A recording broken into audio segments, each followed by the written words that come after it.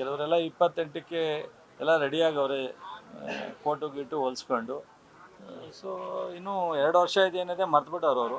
ಬಹುಶಃ 2 ವರ್ಷ 2 ದಿವಸ ಬರುತ್ತೆ ಅಂತ ಇಟ್ಕೊಂಡವ್ರು. 2 ವರ್ಷ 3 ತಿಂಗಳಿದೆ.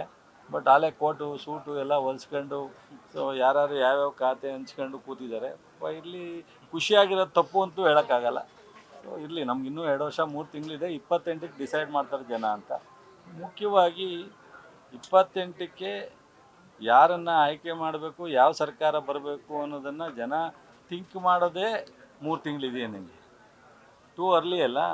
ಕೆಲವರು ಅವರೇ ಬಾಯ್ಬಿಟ್ಟವ್ರೆ, ಮಗು ಹುಟ್ಟೋಕ್ಕಿಂತ ಮೊದಲೇ ಕುಲಾವಿ ಅಂತ. ಹಂಗೆ ಎಲ್ಲನೂ ಅವರೇ ಮಾತಾಡ್ತಾರೆ, ಅವರೇ ಪ್ರಶ್ನೆ ಮಾಡ್ತಾರೆ. ಅವರವರಲ್ಲೇ ಈಗ ಎರಡು ಪಕ್ಷದ ಮಧ್ಯದಲ್ಲಿ ನಡೀತಾ ಇದೆ, ಆಲೆ ಪ್ರಾರಂಭ ಆಗಿದೆ ತಿಕ್ಕಾಟ. ಸೊ ಮಿತ್ರತ್ವದ ಪ್ರಶ್ನೆ, ಅದಕ್ಕೆ ಸಮಾಧಾನ. ಬಟ್ ಒಂದು ಸ್ವಲ್ಪ ಪ್ರಶ್ನೆ ಮಾಡೋದು ಪ್ರಜಾಪ್ರಭುತ್ವದಲ್ಲಿ ನಾವು ನೋಡ್ತಾ ಇದ್ದೀವಲ್ಲ, ಅದರಿಂದ ಇವೆಲ್ಲ ನಡೀಲಿ 2 ವರ್ಷ. ಇವತ್ತು ಜನತಾದಳದವರು BJP ವಿರುದ್ಧ ಟೀಕೆಯನ್ನು ಮಾಡಿದಂಥ ಕಾಂಗ್ರೆಸ್ಗಿಂತ ಒಂದು ಹೆಜ್ಜೆ ಮುಂದೆ ಹೋಗಿ ಟೀಕೆ ಮಾಡಿದ್ದರು JDS ಅವರು. ನಾನು 5 ನಿಮಿಷಕ್ಕೆ ಮಾಡ್ತೀನಿ ಅಂತ ನಮ್ಮ MP ಅವರು ಹೇಳಿದರು. ಸುಪ್ರೀಂ ಕೋರ್ಟ್ ಕೊಟ್ಟ ಮೇಲೂ ಅವರು ಇನ್ನೂ ಮಾಡೋಕ್ಕಾಗಿಲ್ಲ. ಏನು ಮಾಡೋಕ್ಕಾಗತ್ತೆ? ಈಗ 19 ಜನ BJP MPಗಳಿದ್ದು, 5 ಜನ ಮಂತ್ರಿಗಳಿದ್ದು, ರಾಜ್ಯಕ್ಕೆ ಏನಾದರೂ ಅವ್ರದ್ದು ಆದಂಥ ಕೊಡುಗೆ ಇದೆಯಾ? ನೀವೇ ಅದನ್ನ ವಿಶ್ಲೇಷಣೆ ಮಾಡಿದ್ರೆ ಆಯಿತು. ನಾವೇನು ಹೇಳಲೇಬೇಕಾಗಿಲ್ಲ.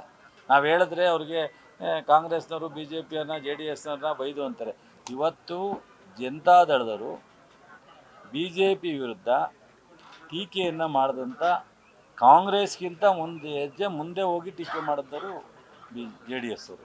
ಇವತ್ತು ಎಲ್ಲ ಸೈಲೆಂಟ್ ಆಗಿಬಿಟ್ಟಿದ್ದಾರೆ.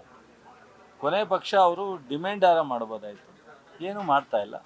ಅವ್ರಿಗೆ ಅಧಿಕಾರನೇ ಮುಖ್ಯ ಆಗಿದೆ ವಿನ ಜನತಾದಳಕ್ಕೆ. ಅವರು ಕೊಟ್ಟಿರ್ತಕ್ಕಂಥ BJPಯ ಒಂದು ಮಿತ್ರತ್ವದಿಂದ ಅವ್ರಿಗೆ ಲಾಭ ಏನಾಗಿದೆ ಅದೇ ಸಾಕು. ರಾಜ್ಯಕ್ಕೆ ನನ್ನೇ ಆಗಿದ್ರು ತೊಂದರೆ ಇಲ್ಲ ಅನ್ನೋ ಪರಿಸ್ಥಿತಿ ಅವರು ತಲುಪಿದ್ದಾರೆ.